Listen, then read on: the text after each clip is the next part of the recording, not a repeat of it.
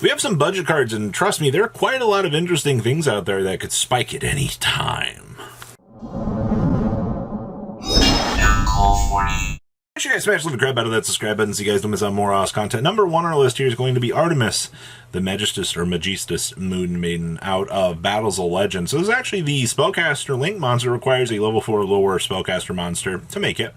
And then it has the interactions with Magistus to get the ability to equip, but that's not really what we care about too much with this card.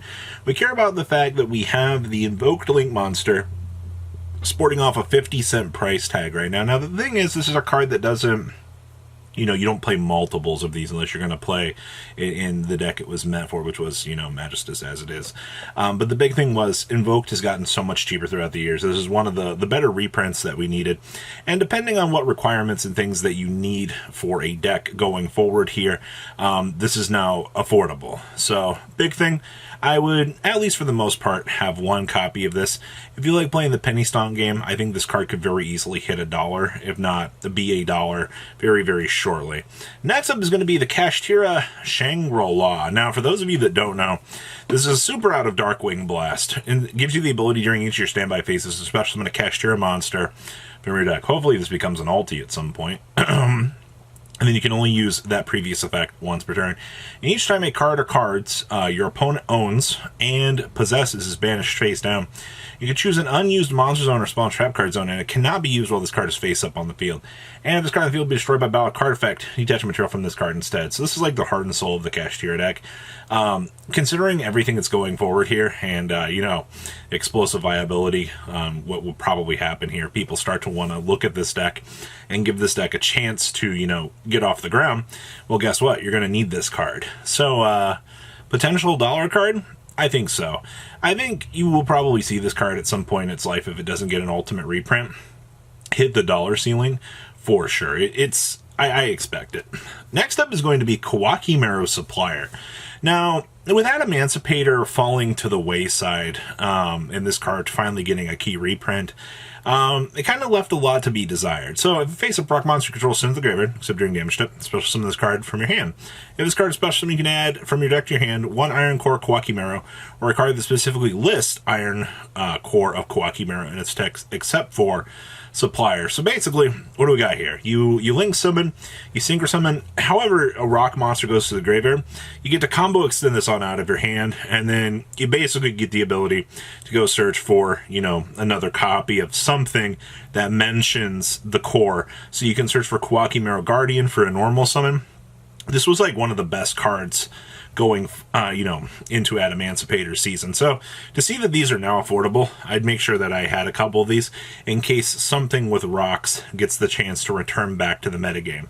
All right, next up is going to be the Chaos Creator. Now, if we learned anything about Chaos monsters, there's sometimes a point to have these things. So this one, it's be special summon from the hand by banishing a light and a dark from your graveyard. If you control this card, the special summoning target 3 banished monsters with different names. Special summon one of them and then place the rest on the bottom of the deck. Now, unlike other Chaos monsters, this one has the best interactivity kind of going forward here with the banished pile. As long as you can get one more friend out into the banished zone, should be relatively free value. Like, you summon this, you get an extender back to the field, you get the ability to continue on. Now, Chaos has only been getting more and more support as we kind of go forward here. So you guessed it. Of course, you got to look at Chaos Creator and go, spending 30 cents, 40 cents on some secret copies of this just to have in case something, spins out of control and goes up. Seems like a worthwhile investment to me. So I would definitely, once again, keep an eye on this. All right, next up is going to be Fright for Patchwork. Now, if we've learned anything about the upteen printings of this card, it's keep an eye on it. All right, so this is going to add an Edgit monster and a Poly from your deck to your hand. Now, with Fallen of Albaz kind of going back into sleeper mode here, more and more people have, well, obviously the Patchwork reprint as well, definitely helped this card out. And as more and more people look at Fallen of Albaz kind of as maybe another deck in the format to have a chance to compete, or, once things kind of settle down, it'll be a fallback on.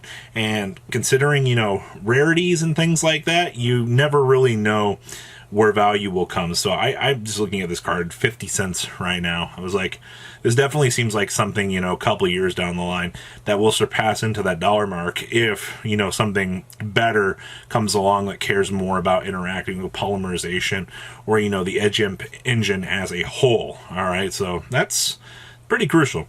Next up is going to be number 100 Dragon, the OTK machine itself. Now, interesting enough, they've reprinted this card into the ground. There was a time where this card actually had, you know, a former $10 price tag on it, and fairly impressive, actually. But once again, you bring this out off of Dragublion, and then you basically set this up, give it the material, which is usually going to be your Hope Harbinger, and then you have your OTK machine ready to go. You're like, oh boy, you know, like, I have 8,000 attack points, I can end the game, close it out with number 100. Is it worth playing the Penny Stonk game on this? Honestly, that's up to you. This is just one of those cards that as more and more people kind of look at it, or something comes up with, you know, rank 8s, that, you know, this will usually follow suit. I almost guarantee you every time a rank 8 is going to see some sort of play, number 100 for the OTK always will find its way into that extra, because there's no reason not to, you know what I mean? Next up is the the Hieratic Seal of the Heavenly Spheres. How many reprints do we have of this now in Ultra Rare? Now, if you're a Dragon Link player, you've been looking at this card, and you've been watching the price on this go down, down, down. Once per turn during your opponent's turn, if it's in the extra monster zone, tribute it. Alright? Oh, you can tribute one monster from your hand or field. Return one face-up card on the field to the hand. And if this card is tributed, you can special summon a dragon monster from your hand or deck, but make its attack and defense 0. Does not negate effects, by the way. Very important to understand that. But this thing's like 45 cents to 50 cents as I'm making this video. To be perfectly clear with you, I think that this is definitely one of those cards that you once again keep an eye on, because as more and more people see something with dragons that they want to play, you can see this card hit that dollar ceiling, and you're like, oh, you know, like, potentially maybe $2 later on in its life, depending on how many more printings we get of this. Next up is going to be Blackbeard, the Plunder Patrol Captain.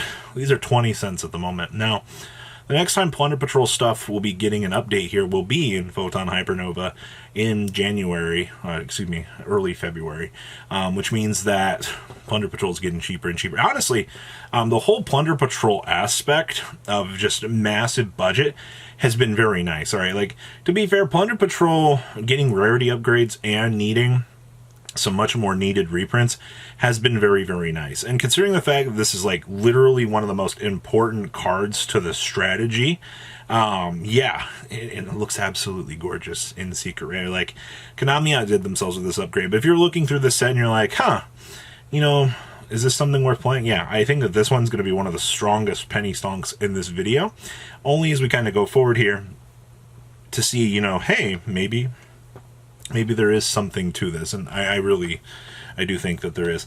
Next up is going to be Dimension Dice. Now, this is a personal pick of mine. If you control a card with an effect that requires a dice roll, you tribute one monster, special summon one monster with an effect that requires a dice roll from your hand or deck. Now, the first thing you're going to see here is, oh, this is a -1. Yes and no. Yeah, it is a -1, but it does give you the ability in something like Morphtronic to rotate out into a bigger monster. Gives you the ability to toggle out into Orgoth the Relentless if you're playing a Duke Devlin deck. But the dice aspect of things is just waiting to be explored, all right? There's so much potential to be had in that particular theme that I think that this card is definitely something. It takes one card for this card to become a broken monster. And while we don't have the tools necessarily yet for that to happen, I think that we are setting the stage here for something with that. So keep an eye on Dimension Dice, all right? Like, I think the card is very, very, very solid. Then we have Elder Entity Initis. Ah, yes. The machine that gets sent from the extra deck to the graveyard that gets the ability to target a card on the field and destroy it. Honestly, this card hitting the 85 cent to $1 mark, all copies across the board. Keep an eye on this, all right? This thing has the highest ceiling to continue to over the $1 mark, and it's fairly impressive. So, what do you think about these top 10 penny stonks out here? I love the game of Yu-Gi-Oh! I always find it very interesting to see what people are looking at or what little things are moving on the market. So definitely keep an eye on these. And you know what? maybe you'll end up doing pretty well for yourself out here with these. I will see your beautiful faces back here later today, guys. Peace out. Patrons, thank you.